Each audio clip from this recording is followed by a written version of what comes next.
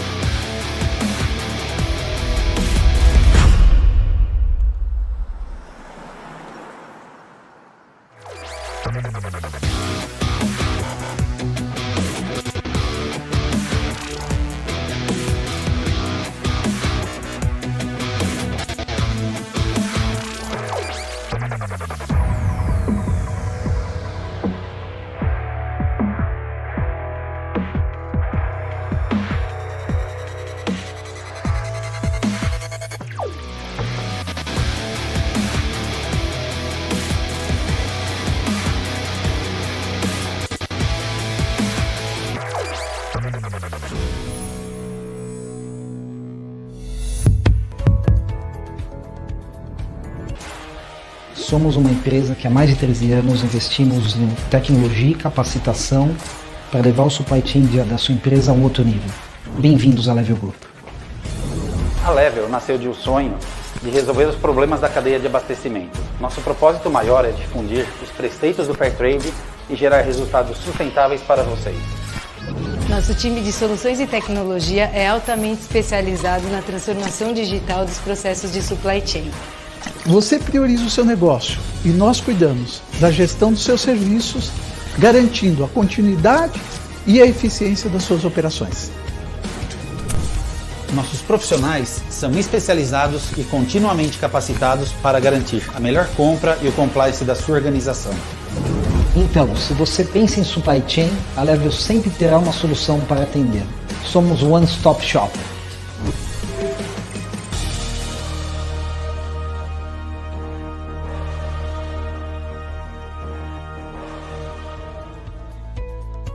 Parece mais um dia normal nos escritórios Regos, mas não é. Eu vou mostrar um pouquinho da minha rotina aqui no escritório para vocês. Então vem comigo, vocês vão conhecer um pouco mais. Vocês vão conhecer um pouco da minha rotina aqui dentro, como são as minhas manhãs no escritório. E depois eu vou mostrar um pouquinho de como a nossa ONG trabalha e como a gente está instalado aqui nos escritórios Regos. Vamos tomar um café comigo. Café pronto. E a minha máquina, minha, porque faz todos os meus textos. E a Jaqueline encaderna pra mim. Agora tem tudo. Vamos lá no escritório. Tcharam! Aqui então é a minha sala, onde eu acompanho todos os projetos, tudo que tá acontecendo. Olha a pilha de texto. Olha quanto texto eu gravo, gente. Que é a nossa sala de reunião. Aqui é um escritório que a gente trabalha juntos e tem o administrativo da ONG e várias coisas acontecem aqui também. Fiquem ligados, porque em breve a gente vai mostrar um pouco dos projetos e como a Regos também está muito ligada a esses projetos que a gente tem feito. Não percam que vem muitas novidades por aí. Beijo!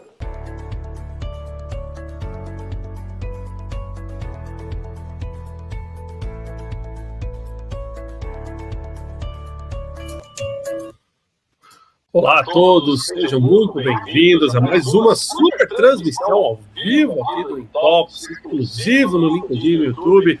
Eu sou o Thiago Alves, CEO da Regos e do Spaces do Brasil, host do Intox CEO. E hoje tenho o prazer de receber o querido amigo Daniel Castanho, que é presidente do Conselho de Educação da Ânima, para falar da importância de um olhar humano sobre a pandemia. Dani, seja bem-vindo finalmente ao Intox. Thiago. Thiago, um prazer enorme estar aqui. É incrível, né? Toda vez que a gente se encontra. Apesar que tem se encontrado pouco, né? Por causa dessa pandemia, a gente devia se encontrar muito mais, mas enfim, prazer enorme estar aqui, ainda mais para falar sobre esse tema. E posso dizer o seguinte, viu? Você que vai me entrevistar, mas depois acho que eu que vou te entrevistar para falar sobre esse olhar do ano da pandemia, porque esse tema também seria incrível te escutar. Então a gente está aqui muito mais para a gente debater, discutir junto, construir muito, enfim, né, compartilhar aqui nossas experiências nessa pandemia. Prazer enorme estar aqui com você.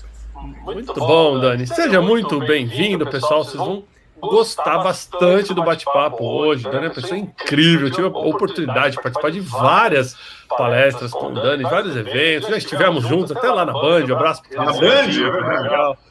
E, pessoal, antes da gente começar, deixa eu lembrar a todos aqui, então, uma transmissão ao vivo simultânea no LinkedIn e no YouTube, onde a gente quer que você participe. Participe como? Comente de onde está assistindo, a cidade, o bairro, o estado, tá de casa, tá do escritório, tá da praia, tá no laptop, tá no celular, não interessa, comenta aí, a gente quer saber e conhecer um pouco mais da nossa audiência. Você pode também participar mandando as suas perguntas para o Daniel nos comentários. Uma dica para o pessoal que está no LinkedIn, use o arroba e me marque, eu marco o Daniel na hora de mandar a pergunta, porque são muitos comentários para a gente poder monitorar todas as perguntas aqui. O pessoal que está no YouTube não precisa, copia e cola a sua pergunta aí, eu jogo ela que a gente monitora mais fácil aqui no YouTube. Para o pessoal que está no LinkedIn, uma dica, use o arroba e marque seus amigos para a live também, tragam eles para cá para esse bate-papo que vai ser bem legal. O pessoal do YouTube não tem como usar o arroba, copia e cola o link, joga naquele grupo de WhatsApp que o pessoal fica mandando bom dia na família, esquece, joga a nossa live lá para o pessoal vir para cá também. E não esqueçam de compartilhar a live, esse é um bom momento para vocês compartilharem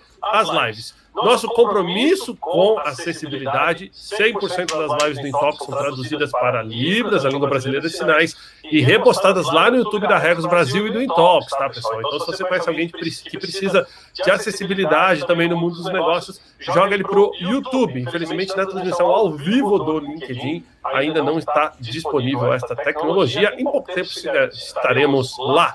O Intoxio, que é oferecido pela Regos, leva um abraço a todos os clientes e colaboradores da Regos em todo o Brasil, aos clientes e colaboradores da Level também, né? E queria falar que a gente está chegando pertinho da nossa live de número 200 nessa pandemia. O Intox, que nasceu como uma iniciativa nossa de networking digital, Dani, e ganhou aí uma proporção, sendo hoje um dos principais canais de conteúdo ao vivo do LinkedIn. Tendo dito isso, deixa eu apresentar para vocês o nosso convidado, Daniel Castanha, presidente do Conselho da Ânima Educação, falando sobre a importância do olhar humano sobre a pandemia. O Dani, além de professor, pai, ele vai contar a história dele para vocês, né? Ele é graduado em administração de empresas pela FGV em São Paulo, especialização pela Harvard Business School em Boston, nos Estados Unidos, né? Foi fundador de incubadoras, de outras empresas, ele vai contar um pouquinho da história deles. Ele estimulado pelo entusiasmo, espírito inovador, ele foi decisivo na idealização e criação dos maiores grupos educacionais do Brasil, e na atualidade, assim como ele, desafia o status quo, né? Buscando nortear prática e esforços a partir de um propósito claro, inspirador, com pensamento fixo, inabalável, de que a educação, sim, é o principal meio para que a sociedade no Brasil possa transformar de maneira positiva a vida das pessoas e, consequentemente, todo o país. Sem dar muito spoiler, afinal de contas eu vou pedir para ele contar a história dele mais para frente, mas Dani, vamos lá, na frente de um dos principais grupos de educação no Brasil, em que momento que vocês viram a bomba cair e que vocês pensaram essa pandemia vai trazer o maior desafio de gestão da nossa empresa? Bom, primeiro Tiago, eu acho que essa pandemia ela foi uma surpresa, né, para todo mundo. Até costumo dizer que 2020 foi um ano inacreditável, né, inacreditável em diversos aspectos. E aí eu acho que bem no começo da pandemia, a gente foi, acho que a primeira universidade, uma das primeiras do Brasil, a hora que começou aquele movimento, porque começou mais em São Paulo, né, apesar de a gente também ter universidade em outros lugares, mas a São Judas antes mesmo, acho que a Unicamp anunciou que iria fechar, e o dia seguinte a gente anunciou que ia fechar. A gente foi a primeira junto com a Unicamp, dizendo que a gente ia fechar, na verdade. Agora, outras instituições elas simplesmente fecharam, né? Então, eu acho que a grande diferença é o seguinte: algumas fecharam, outras transferiram os alunos para a plataforma que eles já tinham online. Agora, a Ânima, a gente tem uma plataforma híbrida. Já há muito tempo, eu acho que a grande diferença quando eu falo do presencial e do online é que o presencial ali, o professor é totalmente focado naquilo, né, a aula presencial, então a estrutura da aula é totalmente presencial. O online, você usa as ferramentas online. Agora, o híbrido, você entrega o conteúdo antes, você tem uma plataforma onde todos os professores já compartilham aquele conteúdo, porque, por exemplo, eu dei uma aula de microeconomia em São Paulo, você vai dar a mesma aula, o mesmo conteúdo em Belo Horizonte, o outro em Florianópolis, a gente compartilha esse conteúdo. E esse conteúdo a gente manda antes para os alunos, então a gente faz o Flipped Classroom, quer dizer, o aluno ele recebe aquele conteúdo antes e você usa a aula não para ficar lendo um PowerPoint, né, presencial ou para mandar um PDF à distância, você usa a aula para você interagir com os alunos. Esse daí já é o nosso formato. O que aconteceu é que, ao invés dessa interação, essa segunda interação ser de uma maneira presencial, ela foi através do Zoom da plataforma. Então a Anima, ela, assim, a gente tem 140 mil alunos, né? No final do ano a gente comprou a Laureate, alguns de vocês devem ter visto. A gente ainda está na fase final de aprovação do CAD, mas na hora que o CAD aprovar, a gente vai para 340 mil alunos. Mas na época tínhamos 140 mil alunos. E foi em 48 horas, todos os alunos passaram a ter essa educação híbrida. Ao mesmo tempo, a gente fechou todo o campus e tudo mais. A administração toda passou a ser totalmente remota. E eu acho que tem um desafio, eu acho que teve uma vantagem em algumas empresas, porque eu falo o seguinte, tem empresas que trabalham com comando e controle. E aí, enfim, essas empresas, esse formato que a gente está vendo hoje, elas vão deixar de existir. Outras trabalham com empoderamento, autonomia, confiança e accountability. Quer dizer, a pessoa tem os KPIs, tem a accountability e tudo mais, mas você dá autonomia, você empodera, eles trabalham de uma outra maneira. A Anima já era assim. Então, de alguma maneira, foi... É claro que é difícil, mas não foi assim... Foi uma maneira meio fluida que a gente fez isso, né? Foi um pouco atrito. A gente acabou conseguindo fazer essa mudança de uma maneira mais rápida. Mas agora, de uma maneira bem rápida, Thiago, assim, só para complementar uma coisa, bem no começo da pandemia, depois de passar essa mudança toda, 15 dias depois, eu confesso que eu estava em casa e olhava, né, e eu falava, eu estou numa gaiola de ouro. Porque, enfim, comparado com a situação de muita gente do Brasil, que naquele momento já falava que não tinha o que comer, que estava passando fome, que estava perdendo os empregos, aquela coisa toda. E aí é quase como se eu não conseguisse mais pensar na Anima, né? A Anima estava fluindo, como eu falei para você, tinha essas vantagens, a gente passou a ter ensino híbrido e tal. E aí eu falei, a gente tem que fazer alguma coisa pelo país. E aí eu comecei a me envolver em um monte de atividades, né, junto com o Gerando Falcões para distribuir cesta básica, de alguma maneira o Edu Mufarrege lá no Estímulo 2020, e aí desses momentos eu também escrevi ali o movimento Não Demita, né, que foi um dos movimentos grandes do ano passado. Então, de maneira resumida, eu falo o seguinte, acho que a gente expandiu, no começo dessa pandemia, lá há um ano, a gente, além de pensar na nossa própria empresa, o que a gente vai fazer a mais. E ali a gente começou a falar, vamos fazer hospital de campanha, vamos os nossos alunos da área de medicina, enfermagem, o que a gente pode fazer para que eles possam ajudar, a gente doou respiradores, enfim, a gente fez um trabalho muito grande, desde a primeira semana, a gente oferece para todas as pessoas que trabalham com a gente, meditação todos os dias de manhã, oferece um apoio psicológico e quase espiritual, mental, no sentido do vamos ficar tranquilo, então é meditação, é mindfulness, é acompanhamento para alunos e professores, e enfim, a gente acha que fez bastante coisa nessa pandemia, mas na primeira semana a gente já tomou aquele susto, já mudou. E eu acho que uma coisa muito importante é que o impacto e a visão nossa não foi só dentro da Anima para mudar o nosso negócio, mas também pensando na sociedade como um todo. Muito bom, deixa eu trazer a gente de volta aqui, pessoal. Já estou com várias perguntas aqui, Dani. Vão mandando suas perguntas, já vou trazer, mas eu queria primeiro mostrar o tamanho do Grupo Anima para todo mundo aqui, pra vocês terem uma ideia do tamanho desse desafio. Então, vou compartilhar rapidinho aqui o site da Anima para vocês verem. Então, para quem não conhece, Anima Educação está aqui. São o site é bem bacana, mas eu queria trazer esses números, né? 17 anos no mercado, 140 mil estudantes, mais de 8 mil educadores. Olha o desafio de colocar 8 mil pessoas para trabalhar de maneira totalmente diferente, da noite para o dia. E para quem não conhece as marcas do Grupo Ânima, deixa eu mostrar aqui as instituições, né?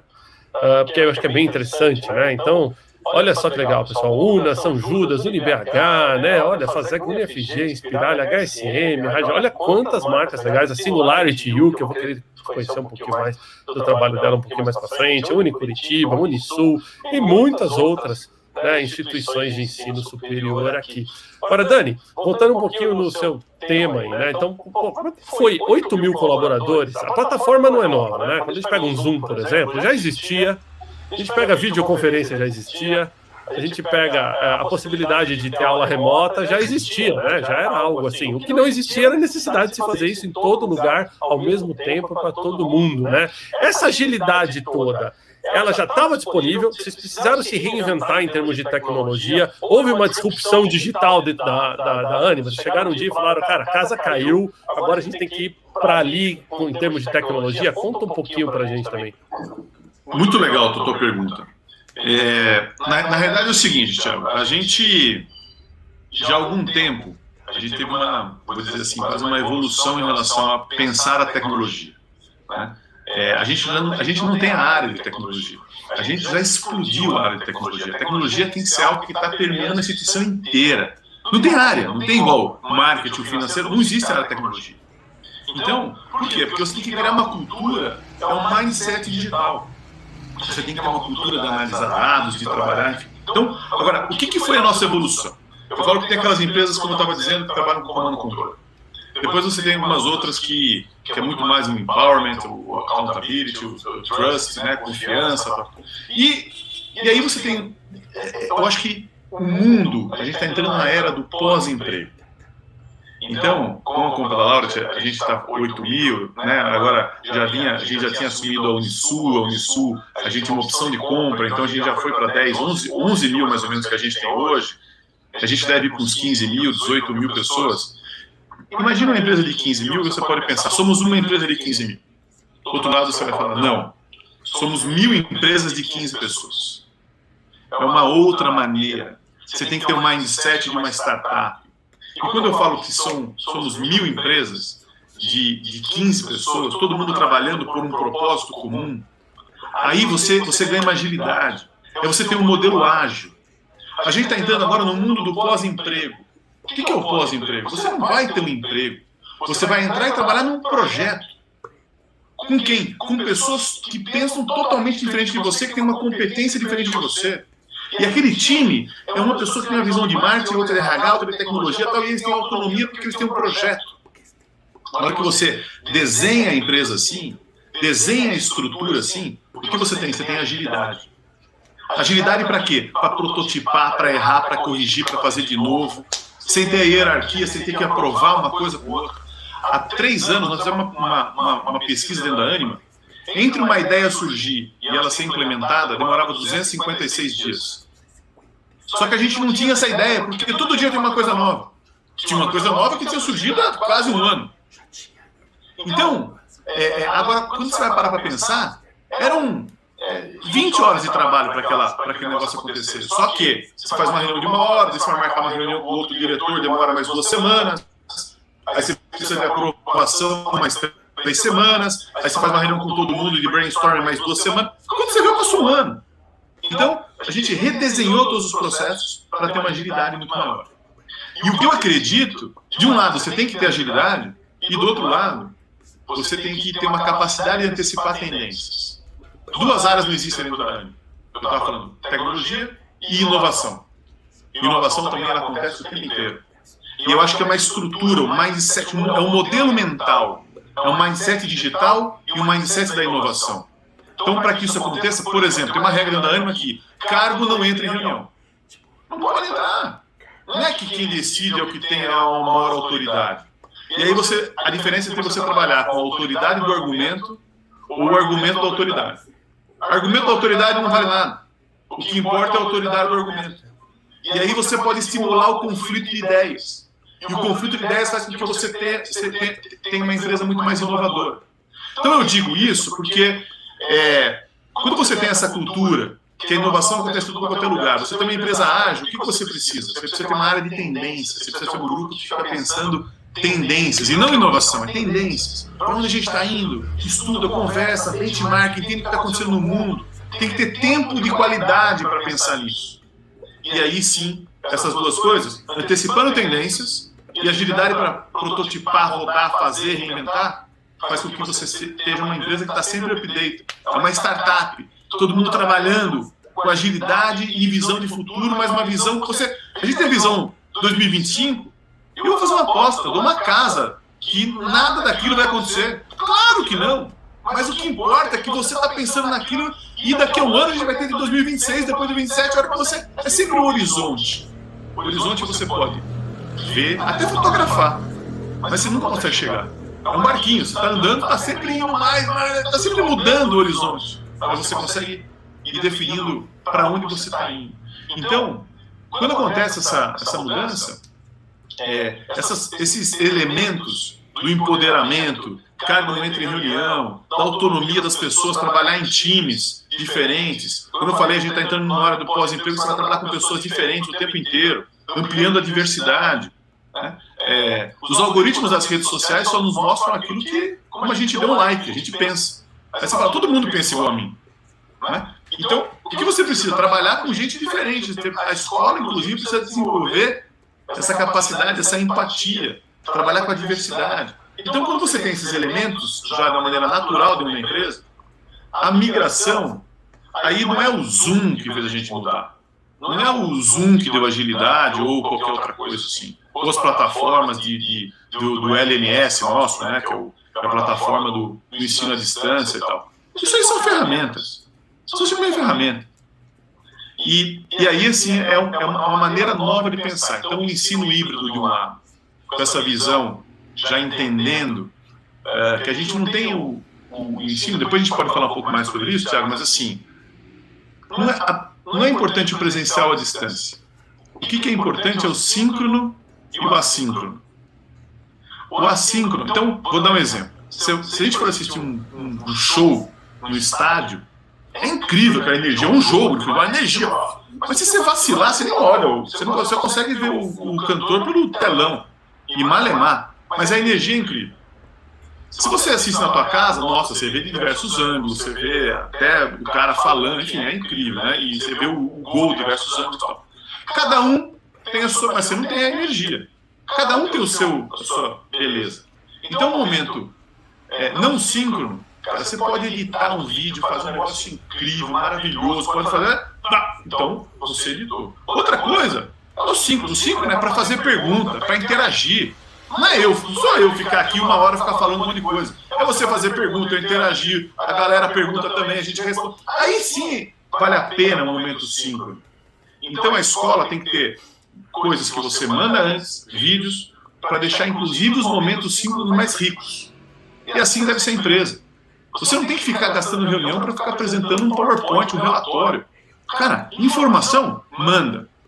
Aí você usa o tempo para discussão, para enriquecer, para provocar, para fazer conflito de ideias e sempre sair coisas muito mais incríveis, para organizar o que você vai ter que fazer, para definir as tarefas. Então, a gente já tinha um pouco isso na Anima, e aí eu digo que isso eu acho que é o mais importante. E quem sabe essa seja a grande mudança que precisa acontecer nas empresas.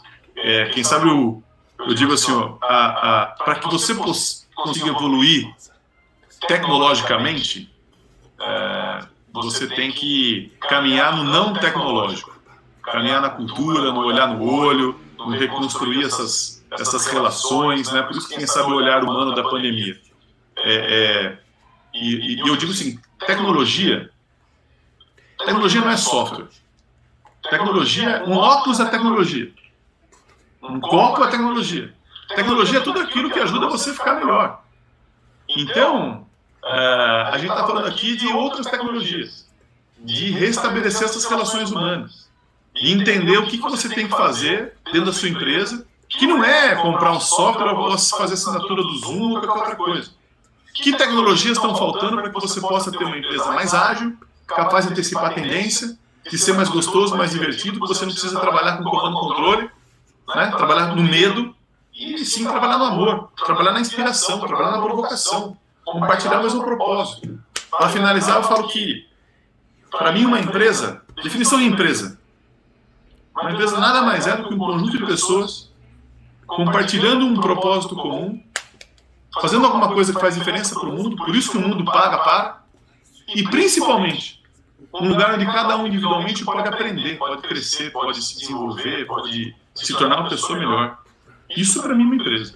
Aí pronto, todo lugar para você ganhar dinheiro, para você construir, cara, aí vale a pena. Se você aprender todo dia, compartilha o propósito com um monte de gente que é legal, se é divertido, se é incrível, se você faz alguma coisa que você ajuda o mundo, aí sim você está fazendo uma coisa incrível. Muito bom. Isso aí, pessoal. Falei para vocês que ia ser uma aula. Eu não menti nos primeiros 5 minutos de live. O Daniel já está entregando seu lado professor, didática e retórica. Muito, muito perfeito aqui. Obrigado, Dani. Toma uma água aí. Pessoal que se conectou agora com a gente em Talk CEO hoje, com o Daniel Castanho, presidente do Conselho de Administração da Anima, né, Grupo Anima, está falando aqui da importância do olhar humano sobre a pandemia. Participe, mande suas perguntas, seus recados, para a gente poder estar trazendo aqui bate-papo. Eu vou começar a interagir um pouquinho com a audiência aqui, Dani, se me permite. Muita gente mandando mensagem legal, ó, a Karina mandando aqui, ó, Grupo Anima, referência, educação digital no ensino superior. Privilégio ter vocês como parceiros, obrigado aí pela participação. A querida Laís Macedo, presidente do Lide Futura, que é a Daniel, uma das lideranças mais brilhantes do ambiente empresarial, tem razão. Lá. Olha, Kátia Gonzalez aqui no YouTube, falando que os colaboradores são sócios, somos uma família, né? Suspeito pelo comentário que a Kátia faz parte do seu quadro de colaboradores. Um abraço, Kátia, obrigado aí pela participação.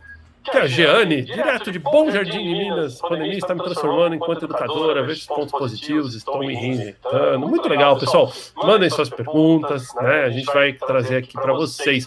Daniel, deixa eu te perguntar uma coisa, provocar. Nossa pauta não tem pergunta que não pode fazer. A pandemia trouxe a necessidade de um olhar humano triplo.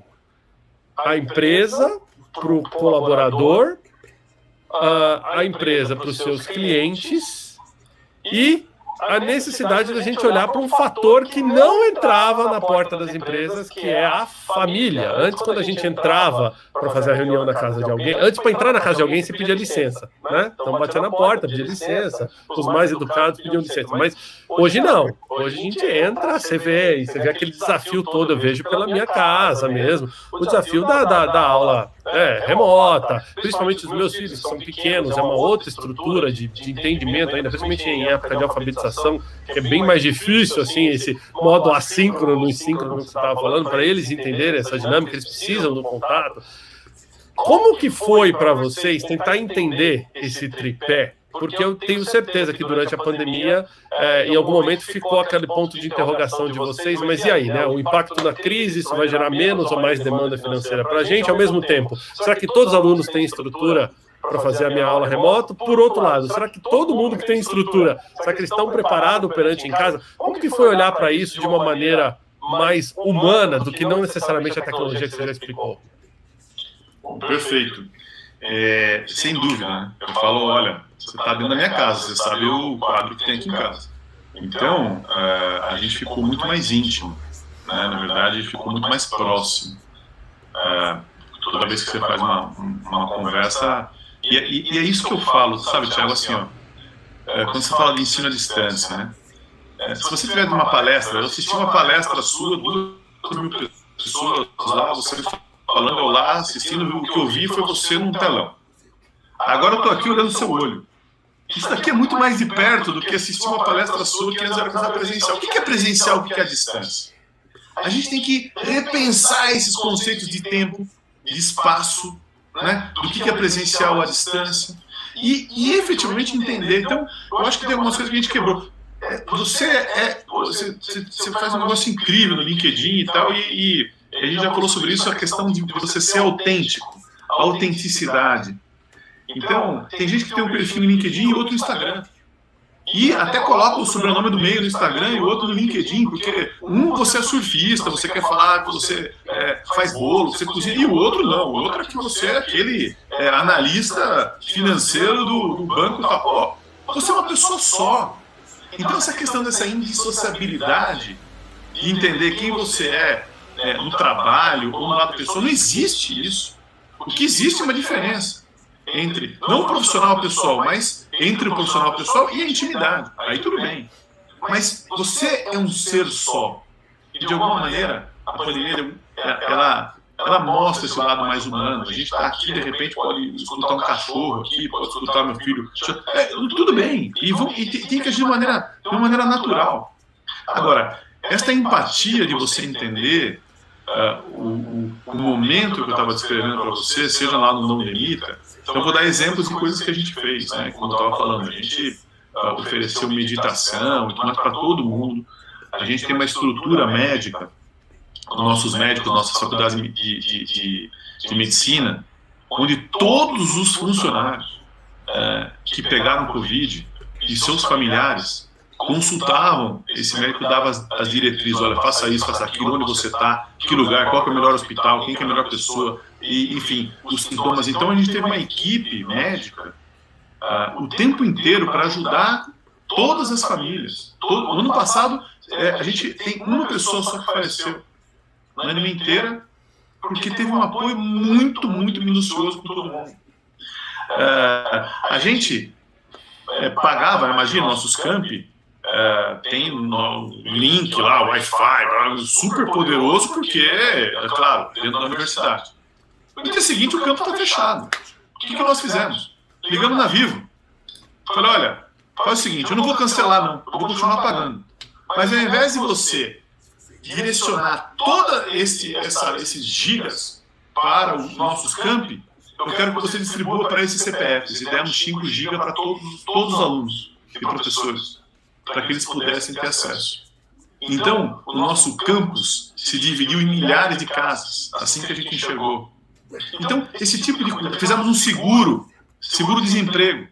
Olha, se você perdeu o seu emprego no decorrer do semestre, está segurado, você não precisa pagar até o final do semestre, né? Desde que ele queira aderir ali o seguro, que era muito barato, enfim. Então tem várias pessoas, ou ele ou o provedor, né, da família, o pai, ou enfim, quem quer que seja. Então, esse tipo de... Agora, a principal coisa que a pandemia traz é isso, é entender que você tem que olhar de uma maneira autêntica, essa autenticidade, né? Ser verdadeiro, ser genuíno, e parar de querer ser várias pessoas. É muito cansativo você ser várias personalidades. Tem que ser quem você é. E as pessoas têm que entender isso e, ao contrário, entender que essa diversidade é incrível. Entender que você traz muito mais do que você representa ali de maneira específica. Então, acho que as pessoas ficaram mais abertas, mais... perderam o medo de entender que a gente é vulnerável e, ao mesmo tempo, perder o medo de mostrar quem você é. Então, e com isso, a gente conseguiu ficar mais próximo. Veja só os professores. Nossa, os professores estão extremamente expostos. Ele está dando aula, você está vendo o que antes ele fechava a porta da sala. E ele que liderava, você não sabia, nem o coordenador sabe o que acontecia dentro da sala de aula. Hoje, o pai pode estar ali do lado assistindo. Então, para quem... Eu acho que cada vez mais a tecnologia está mostrando isso. Apesar de você ainda poder photoshopar suas fotos de Instagram, né, isso daqui, mas cada vez mais as pessoas elas têm que ser genuínas, verdadeiras e sinceras. E aí a gente está construindo uma sociedade mais humana mesmo. E aí você tem que incentivar isso aí dentro das empresas. Não tem problema. É isso, acho que esse é o caminho. Até conectado, Dani, com o que você falou, com uma pergunta que veio aqui do queridíssimo Fábio Marques. Um abraço pro Fábio, esteve comigo esses dias também aqui na live. E ele traz uma questão que está em linha com o que você falou, assim, se as pessoas aprenderem a desenvolver a sensibilidade, se a gente era movido, talvez, pelo sucesso, pela carreira, por outros drivers, de repente a pandemia trouxe a necessidade da gente praticar não só a empatia, como desenvolver a sensibilidade, né? Estar sensível à situação do outro. E aí você comentou logo no comecinho da live, né, que vocês fundaram no começo de todo esse movimento, Não Demita e tudo mais, e a gente sabe que nem o melhor futurista de Zoom poderia prever o que está sendo 2021. Né? Então, como é que é praticar empatia e sensibilidade quando os cenários econômicos não estão tão favoráveis, principalmente para quem ou perdeu emprego, ou para quem empreendedor está de porta fechada, né? Se tivesse que dar um recado para essas pessoas, sabendo o tamanho do teu coração, Dani, qual seria? Eu acho que tem uma frase muito bacana que eu falo que a mente mente, né? O coração é verdadeiro. E é verdade. Então a diferença entre você, o pensamento e o sentimento. E aí, quando as perguntas do Fábio são sempre incríveis, né? Sempre difíceis da gente responder, mas isso, em que sentido eu acho o seguinte, eu acredito que eu falo do turnover. Quem sabe esse seja o momento da reparação. Quando eu falo reparação, nos dois sentidos, de você reparar, de você sentir, de você prestar atenção o que estava funcionando, o que não estava funcionando, o que estava dando certo na sua vida, o que não estava dando certo. E aí, usar o outro sentido do reparar, que é reconstruir, que é refazer, que é repensar. Então, eu acho que a pandemia ela traz simbolicamente duas grandes mensagens, né? Primeiro que a primeira coisa, o grande desafio é você respirar. Falta respiradores. O que é respirar, Thiago? É você entrar em contato com você mesmo. É você ter um tempo para você. É você meditar, você entender e você sentir de uma maneira mais profunda. E do outro lado, agora a gente tem que usar máscara. O que significa usar máscara? Você está aprendendo a olhar no olho das outras pessoas. E o olho revela a alma. Então é o seguinte, conecte com a sua essência. O que você estava fazendo que realmente... o Clóvis de Barros ele fala um negócio muito bacana de Spinoza. Eu fiz durante muito tempo aulas de filosofia, a gente faço ainda e tal. E Spinoza fala que a felicidade nada mais é do que o aumento da potência de agir. Então, pense aqueles momentos que você está vivendo ele e você não quer que acabe. Esse é a sua máxima potência de agir e aí você consegue sentir isso. E do outro lado, como que você pode trabalhar de uma maneira muito verdadeira, genuína e ser sensível em relação aos outros? É olhar no olho, é entender, é olhar na alma do outro, é entender o que o outro quer dizer, é entender o que está nas entrelinhas. Ele está falando uma coisa, mas está querendo te passar uma outra mensagem. Isso vale para o que o teu filho está falando. Às vezes você está bravo com ele porque ele está gritando, ele não está. Ele está pedindo um abraço. Ele está gritando porque ele quer um abraço. Você acha que ele está gritando e você grita mais, e aí vira um ciclo vicioso. Então, esse é o momento da gente reparar. Repare que vida você estava levando, o que você estava fazendo, e aí você fala, olha, mas às vezes você está abaixo do status quo, você precisa estar ali, eu concordo. Por isso que a gente precisa, eu estou falando isso, mas isso você acha que a pessoa que está passando fome consegue ver? Não dá. Eu concordo. Então tem as linhas, o que também a gente não pode mais permitir dentro da sociedade, isso ficou muito claro. Tem pessoas que moram a 5 quilômetros da minha casa que passam fome. 5 quilômetros, ali do lado. Não é do outro lado do planeta. É aqui do lado. Eu passo a metros da casa dele quando eu vou para algum lugar ou não. A gente não pode mais permitir isso. Então você tem que entender que você faz parte do todo. Que realmente você vive numa sociedade. Então, para mim, o desenvolvimento dessa sensibilidade é entender a sensibilidade com os mais próximos, é você ter esse despertar e ao mesmo tempo entender que você faz parte de uma sociedade. Não existe ninguém que vai bem e uma sociedade que vai mal. E quando a gente para pensar e percebe isso, você entende, poxa, peraí, a maneira de eu ir bem é tomar conta do outro. Para finalizar, eu digo o seguinte, há algum tempo, o que importa é que eu ganho. Se eu estiver bem, dane-se o outro. Aí não, já tem a mentalidade, não. O que importa é o ganha-ganha. O que importa é que os dois ganham. E eu acho que o que a gente precisa fazer, assim, o que importa é o que o outro ganha. Imagina numa sociedade onde está todo mundo, não interessa o que eu ganho, eu quero saber o que você vai ganhar, como você vai se desenvolver, como que você vai crescer. E se todo mundo fizer isso, aí você tem uma sociedade mais sensível, mais altruísta, mais verdadeira, onde todo mundo vai ficar muito melhor. Muito bom, deixa eu deixar o Dani tomar uma água, pessoal, enquanto eu trago alguns comentários de vocês aqui, né? Então, ó, Marina mandando aqui, ó, muito bom, pensamento de sociedade necessário, afinal ninguém está sozinho. Mirella mandando maravilhoso, ele é maravilhoso mesmo, estou falando com vocês. Doutora Ellen Moreno aqui, ó, grande live. Fernanda mandando aqui, ó, Daniel Castanha é incrível. Conte uma novidade, Fernanda, isso a gente já sabe. Brincadeira. Ludmilla mandando, excelente. O pessoal tá adorando a live, Dani, muito legal, muita pergunta. Daqui a pouco eu vou trazer mais uma rodada. Deixa eu aproveitar para mandar um salve, porque tem bastante gente conectada aqui. Um salve para todo mundo do Experience Club. Mandei lá no grupo, tô vendo vários nomes aqui. Sejam bem-vindos. Pessoal do VIP Battistini também, aqui na live. Muito legal tê-los aqui com a gente. Pessoal do CEOs Group aí, um grande abraço. Viu o Diego Borga agora há pouco aqui também. O Michel. Grande Fabi Scaranzi na live. Um abraço, Fabi. Vem para a live com a gente aqui também.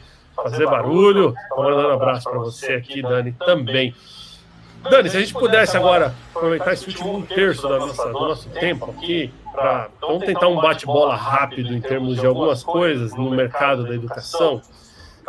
Você acha que a escola passa por mais transformação olhando para frente do que só o EAD? Quando a gente fala de tecnologias, por exemplo, realidade virtual, né, realidade aumentada, essas coisas, você acha que cada vez mais a gente vai ver isso inserido também no contexto da educação? Bom, aqui, agora você falou que a gente vai para um terço, eu falei, nossa senhora, né? Então aqui eu tenho... Vamos lá, eu vou dar só highlights. A escola foi estruturada numa época que o modelo de negócio da escola era transmitir conteúdo, era passar conteúdo, e aí você vê, vou dar o exemplo, o telecurso segundo grau, você manda conteúdo, aí o aluno dá uma prova e você manda o certificado. E eu vou fazer uma provocação. O quanto a gente está diferente disso? O quanto as escolas... O aluno aprende de uma maneira passiva, não é nada personalizado. A gente está passando conteúdos, não desenvolvendo competências socioemocionais, pensando o que ele quer fazer da vida, ajudando a ele definir o propósito dele, não. Está passando conteúdo e mais. E ele estuda para algo que não tem nenhum significado para ele, que é para fazer uma prova. Então, você aprende de uma maneira bem simples, você só consegue aprender alguma coisa quando aquilo tem algum significado para você. Então, a escola tem que se redesenhar para que dê significado para o aluno. E aí você tem que despertar o quê? Duas coisas. Você aprende ou pela curiosidade, pela vontade, pelo desejo, porque eu quero mais saber daquilo, ou pela necessidade. Olha, tem aqui um desafio, tem um game, tem um desafio. Aí eu vou ter que me superar, eu vou ter que ir atrás daquele conhecimento para ficar melhor. Quando você pensa dessa maneira, efetivamente nessa mudança da escola, e aí tem uma outra coisa, que é a qualidade da presença, Thiago. Então, tem um ditado indiano que fala: o segredo da felicidade é você estar onde você está.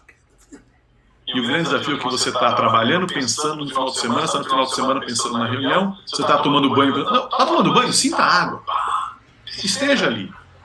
E a qualidade da presença, ela foi prejudicada com as aulas online. Porque a escola é muito mais do que acontece na sala de aula. A escola é o primeiro espaço do desenvolvimento social de uma criança. Porque até então você está com a família. Então, quando o amiguinho vai lá e pega um lápis dele, ele fala, opa, ele começou a lidar com a frustração. Ele começou a entender que ele não é único no mundo. Então a escola é o espaço da convivência, de você se relacionar. E aí eu estou dizendo tudo isso, essa premissa, para dizer o seguinte: a escola, ela não mudou nada até agora. O que a gente está vendo é a digitalização do antigo. O professor dava uma aula em 2019 e agora está dando aula por Zoom em 2020. É exatamente a mesma coisa. Ela vai passar por uma reinvenção. A hora que me perguntam, você acha que a pandemia mudou alguma coisa? Eu falo, não, a pandemia não mudou nada, ela só antecipou. Ela antecipou o que já iria acontecer. Mas não que ela mudou, vai mudar. O que iria acontecer em 10 anos, agora vai acontecer em 2? Pensa bem. A escola foi estruturada, ela tem ali uma grade, olha as palavras, grade curricular, disciplina, toca um sinal, você vai tomar um solzinho, cara, é um presídio. Então, um horror. O que você precisa? Você precisa trabalhar. O aluno vai definir o percurso formativo dele. Ele não tem que aprender probabilidade. Qual que é a probabilidade de uma bolinha vermelha num saquinho que tem 10 vermelhas e 10 verdes? Cara, a probabilidade é qual a probabilidade dele preencher o álbum dele de figurinha, do time dele ser campeão. Aí aquilo tem significado para ele. Para que aprender regra de 3? Dê uma receita de bolo, que ele vai ter que fazer 3 receitas, aí ele vai aprender a regra de 3, mas daí é por necessidade. É porque ele precisa daquilo. E aí aquilo tem significado para ele. Então, quando a gente dá significado, aí você está criando algo incrível. Então você tem que dar significado, eu falo. E o espaço de aprendizagem? Aquela carteira que é o mesmo desenho do que os nossos tataravós estudaram. Tudo uma carteira enfileirada. Então, esquece, a gente está falando de mudança de espaço de aprendizagem, mudança do papel do professor. A educação tem que ser híbrida e fluida, quando eu estou falando com você, o síncrono e o assíncrono. Você tem que usar a filosofia enquanto metodologia. Você estuda filosofia, aí você fala, Nietzsche pensa diferente de Platão, que pensa diferente de Aristóteles. E qual que é o certo? Não importa, você tem que conflitar as ideias. O aluno você tem que falar o ponto e o contraponto. E não simplesmente é assim. A história ideal é quando falar, e como que pode ser diferente? Eu não concordo, eu quero ver diferente. Então, usar a filosofia para que ele tenha discernimento, a capacidade de pensamento crítico. Onde estão os professores da escola? O professor tem que ser aquele que inspira a criatividade e tal. Agora vamos lá, olha uma aula. Você aprende quando alguém é apaixonado, ele fala que eu era apaixonada.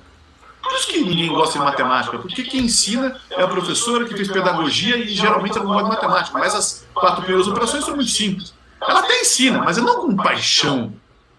Né? Assim como tem professor de artes, de música e tal, deveria ter um professor de matemática para o Fundamental 1, que ele vai ensinar, mas ele é apaixonado.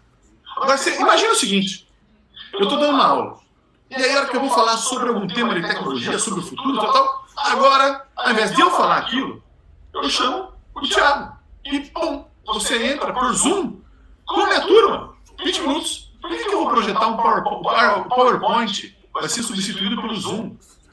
Mas para que os meus alunos tenham a capacidade de fazer boas perguntas para você, Thiago, eles têm que antes ter estudado. Eu vou falar, leia isso aqui, veja isso aqui e tal. Agora nós vamos fazer um debate com um cara que é especialista nisso. Então quem vai falar? Imagina uma escola que vai explicar sobre a Segunda Guerra e de alguma maneira tem 3 Zooms. Um com o alemão, um com o judeu e um com o inglês. Você acha que algum professor consegue explicar melhor do que nenhum no mundo? Então, quem serão os professores? Esses caras vão estar em qualquer lugar do mundo. Quem é o professor que vai estar na escola? Aquele que inspira, que provoca, que traz todo mundo, que faz as reflexões. A escola vai trabalhar por projetos, por desafios. A prova, esquece esse formato de prova. Prova que tem gabarito. Gabarito cabe no algoritmo. O algoritmo é substituído por tecnologia. Se você estudar numa escola que faz prova, que tem gabarito, quando você se formar, você não vai ter trabalho, porque os robôs vão roubar o seu trabalho. Então, prova que tem gabarito não deve existir. A prova nada mais é do que um assessment, para você entender quem você é, o que você precisa melhorar, para você saber o que você não sabe. E a pessoa não pode ter medo da prova, ela não vai estudar para a prova, ela vai estudar para ela. E a prova nada mais é do que um assessment para você entender como você está indo, para que você vai redefinir o seu percurso formativo. Então, e tem mais, só para finalizar, a tecnologia para mim ela vai ser usada para metodologias, para deixar essa sala melhor, para aumentar a qualidade da presença e isso e aquilo, essas discussões todas. Segunda coisa, para analisar dados, para saber o que está funcionando, o que não está funcionando, o que pode melhorar e tudo mais. E a terceira coisa muito importante, Thiago, para criar comunidade de aprendizado. Por que os meus filhos têm que fazer grupo só com aquelas crianças que estão na mesma sala dele? Não precisa. Imagina que o grupo que vai discutir sobre o tema Segunda Guerra que eu falei aqui, seja, meu filho está em São Paulo, alguém de Recife, alguém de Porto Alegre e alguém de, enfim, Florianópolis. Nossa, que incrível! Agora, sabe o que é mais incrível? Quando metade dos alunos foi da escola pública e metade da escola privada. Vamos discutir impactos da pandemia. Um grupo é metade de escola pública e metade da escola privada. Enquanto para os meus filhos o problema da pandemia não ter internet, ele não ter viajado, do outro é não comer e ter medo de morrer. E aí você vai desenvolver uma empatia na sociedade. E se a gente conseguir criar pequenos, porque a grande revolução da educação vai ser muito difícil porque esse país é um país continental. Mas imagine em cada cidade, você tem ali uma escola privada, assume 2 escolas públicas para compartilhar, para que a capacitação de professores seja todo mundo integrado, para que os alunos interajam em algumas das atividades com esses outros alunos, que hoje pode ser virtual. Quando você vai comprar a questão virtual, já aproveita e também doa e faz, enfim. Aí você está criando pequenos ecossistemas. E esses pequenos ecossistemas podem fazer uma grande revolução no país. Então, apesar deste momento muito desafiador, eu acredito que é a maior oportunidade, desde Gutenberg, que inventou a imprensa, que fez a revolução em relação à disseminação cultural através dos livros, a possibilidade de você replicar os livros. Então, em 500 anos, a gente está diante da possibilidade da maior revolução na educação. E eu realmente acredito que a gente vai fazer isso. Né? Trabalho para que de alguma maneira a gente possa ser protagonista e contribua nessa revolução, mas eu acho que a chance que a gente tem é enorme. Então o que a gente viu até agora, para fazer a comparação, lembra quando a gente começou a ver o jornal pelo tablet, a Folha de São Paulo, Estadão.com, né? Então o que você via? Era o PDF do jornal presencial. Era até melhor ver o jornal porque você olhava tudo, nada que ficava no tablet, era ruim. Mas aí passou por uma transformação hoje, o que virou a Folha, virou o UOL, né? Enfim. A gente está naquele comecinho, a gente está fazendo o PDF, a gente ainda está digitalizando o antigo. E a gente vai passar por uma transformação, assim, impressionante. A gente vai olhar para trás e falar, nossa senhora, como a gente era velho. A gente hoje está lá na datilografia. Entendeu? Então, e aí vai passar por uma revolução.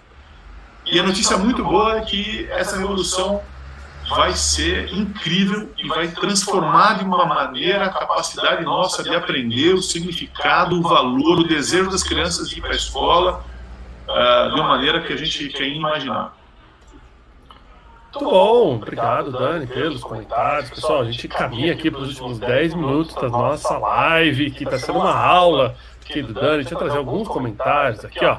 Vanessa traz aqui expectativa mais do que superada dessa live sensacional, com certeza. Van, Gilmar já tá pedindo aqui, ó. Já podemos combinar uma segunda live. Gilmar, a gente levou 1 ano para pôr esse homem aqui, rapaz. Te dou ideia da agenda. Você imagina, bota na tua agenda aí, 2022, a gente traz.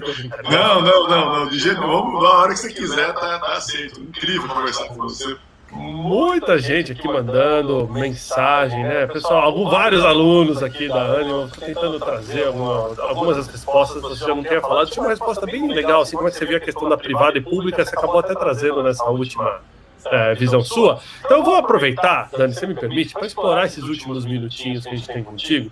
Eu queria explorar o Dani empreendedor, o Dani pai de família, né? Eu queria explorar um pouquinho, assim, pedir para você contar para a gente como foi empreender, como foi montar, né, o Ânima, os seus principais aprendizados, desafios, mas antes eu queria trazer aqui, ó, que eu recebi da sua família, uma fotinho para lembrar aqui, um quadro que ficou marcado da sua memória, né, aqui, depois você vai contar a história desse quadro pra gente, também desse momento que ficou eternizado ali com os grandes filhotes aqui. Trouxemos só para te emocionar mesmo, tá? Sabendo que você é um cara emotivo.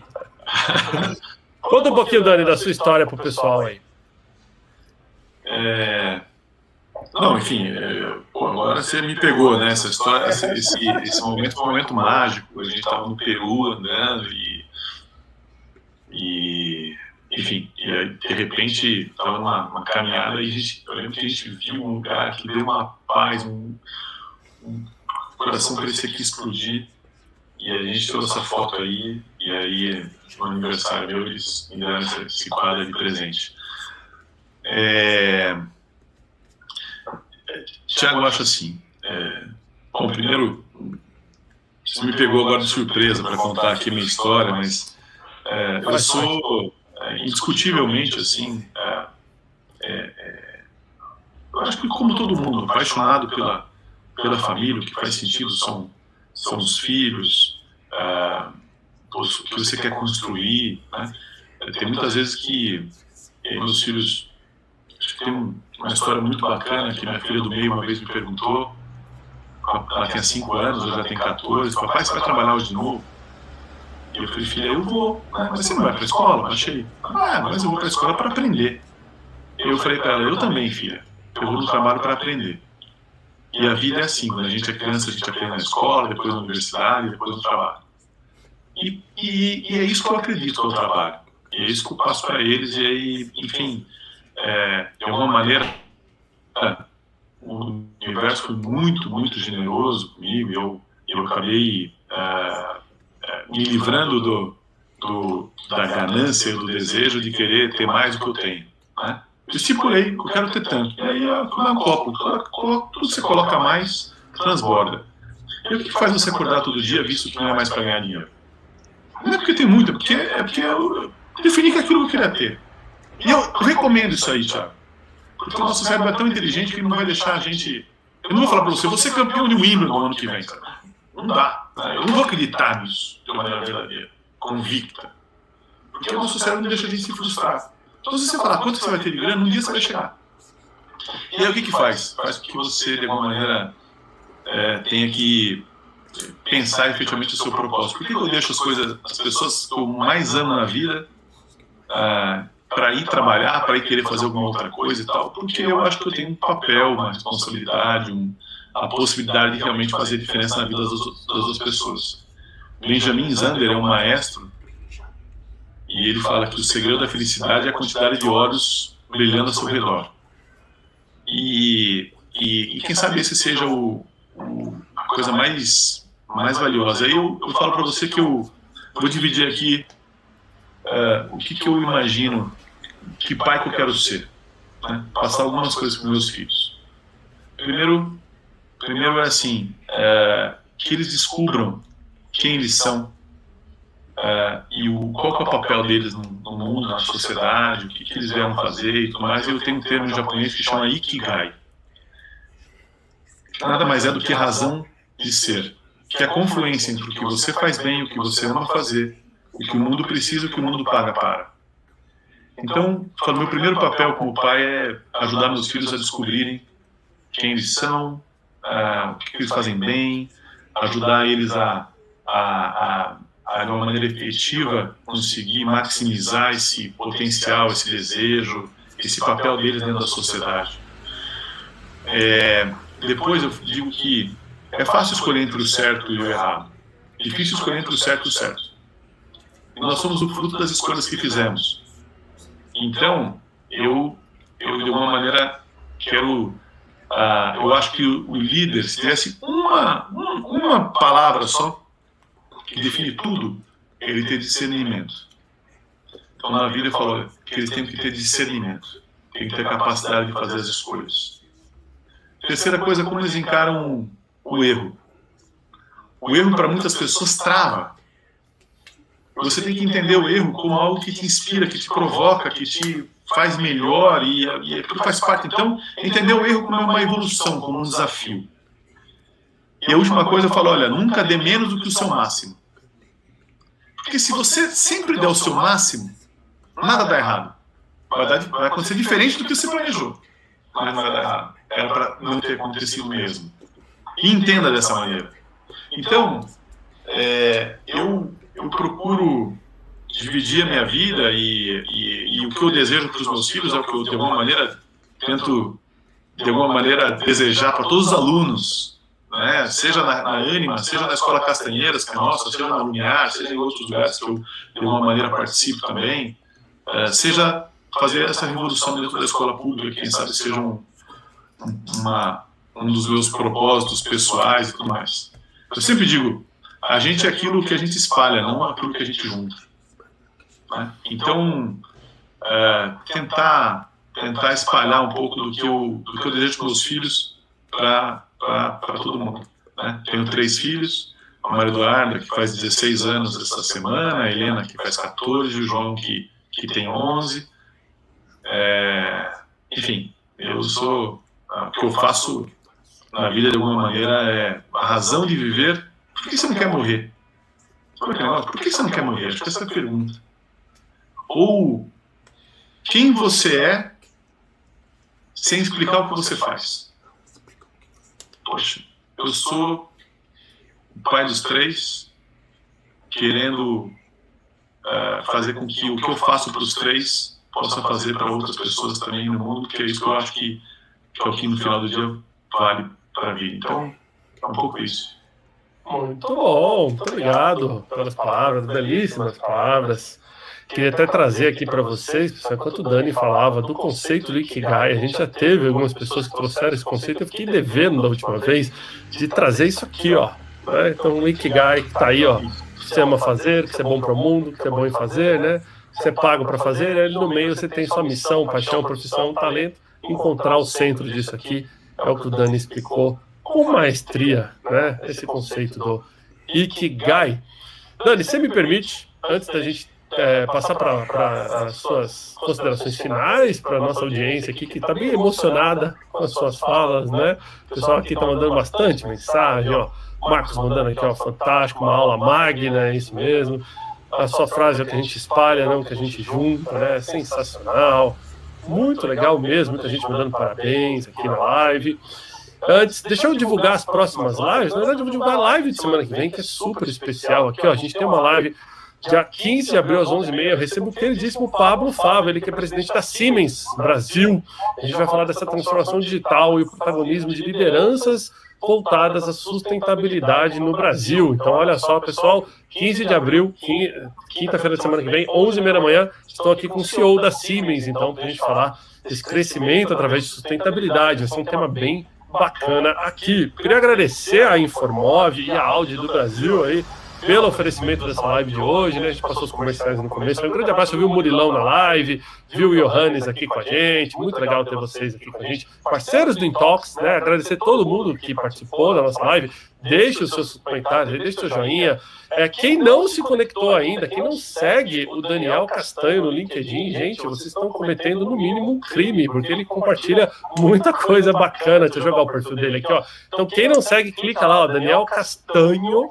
Você vai acompanhar, ele traz bastante coisa legal, tem o Manifesto da Ânima, né? Tem a história do Dani, vocês podem acompanhar lá um pouquinho mais no LinkedIn, basta seguir o Dani lá. Dani, tendo dito isso, queria passar para você, passar para o nosso pessoal, então, se puder fazer um wrap-up, né? Uma consideração final aí de tudo que você trouxe hoje para a gente aqui, né? E te agradecer de coração por ter aceitado falar com a gente hoje aqui no Intox, ter trazido essa aula que já ficou um gostinho de quero mais para a segunda live. Bom, Thiago, primeiro eu que tenho que agradecer, sou seu fã aí, adoro o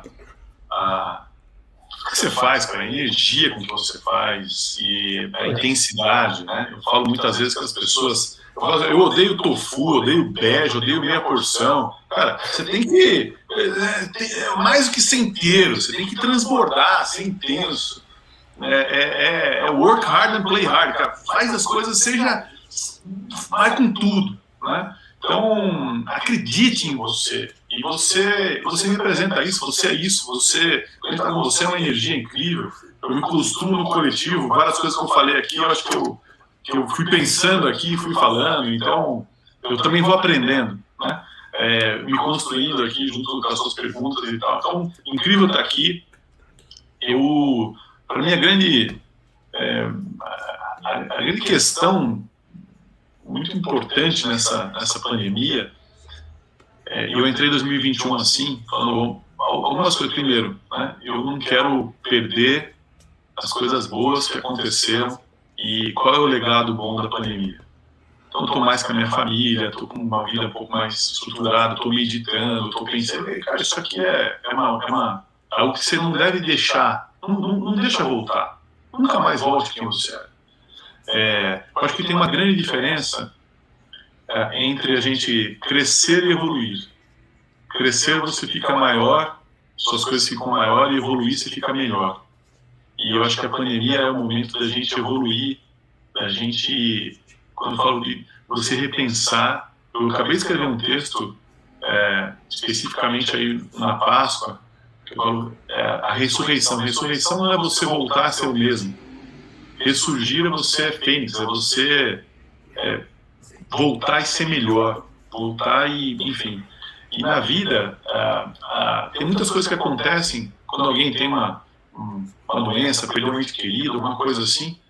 Você não pode ficar da mesma maneira que você era, né? Minha filha mais velha nasceu prematura, ficou 3 meses na UTI. Indiscutivelmente que aquilo me transformou, me fez uma pessoa totalmente diferente, com outros valores, com outra relação com o mundo. Eu acho que o mundo agora passou por uma coisa que a gente precisa entender, que é uma evolução, a evolução do mundo, né? E para finalizar, tem uma história muito bacana que fala que a lagarta, ela vai passando por uma mutação genética ali no decorrer da vida dela. Até que quando a maioria das células dela já não é mais de lagarta, né, ou grande parte já não é mais, ela sente aquela necessidade de ela não está mais se reconhecendo. E ela entra no casulo. E ela sai do casulo borboleta. E o que eu quero dizer é que, quem sabe a sociedade esteja passando por uma transformação e que tem surgido ali várias células. E essa sociedade, quem sabe, ela não se encaixa mais nesse mundo que a gente está vendo. E a gente precisa estar se reunindo nesse casulo, que é o que a gente está agora, que é ficar em casa, para que a gente saia daqui uma borboleta e reinvente a nossa maneira, nossas relações, é isso que está acontecendo. Então eu falo, seja uma dessas revoluções e micro-revoluções, entenda quem você é, repare o que está acontecendo, se reinvente, e a gente vai conseguir fazer uma transformação total na sociedade. O Galeano, que é um filósofo uruguaio, ele fala, esse mundo está grávido de um outro mundo. E esse outro mundo é muito mais incrível do que o mundo que a gente está vivendo.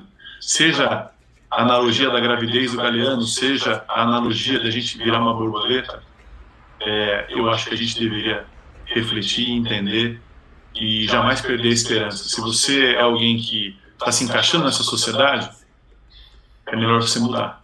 Se você é alguém que está se sentindo esquisito nessa sociedade, estranho, e está com alguma coisa que não está incomodando, ótimo, é um excelente sinal, porque tem outros assim e a gente vai fazer uma transformação no mundo que a gente está vivendo.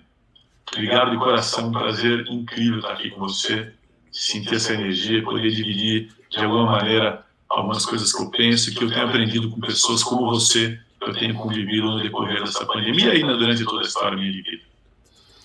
Muito bom, Dani. Queria agradecer também de coração a sua presença. Obrigado pelo elogio. Você deu uma aula hoje aqui. Tenho certeza que todo mundo está saindo daqui uma pessoa melhor do que entrou, né? Vai ser um dia, uma tarde muito reflexiva para muita gente aqui. Eu tenho certeza que adorou o bate-papo. Fica o gostinho de mais uma live. Quem gostou, deixa seu comentário. A gente vai passar agora nos vídeos de encerramento, passar alguns dos comentários de vocês aqui. Pessoal, então esse foi o Intoxio de hoje com o Daniel Castanho, presidente do Conselho de Administração da Ânimo Educação, né? E a gente falou aqui sobre a importância do olhar humano sobre a pandemia. Dani, muito obrigado, um abraço para a família, até o próximo bate-papo.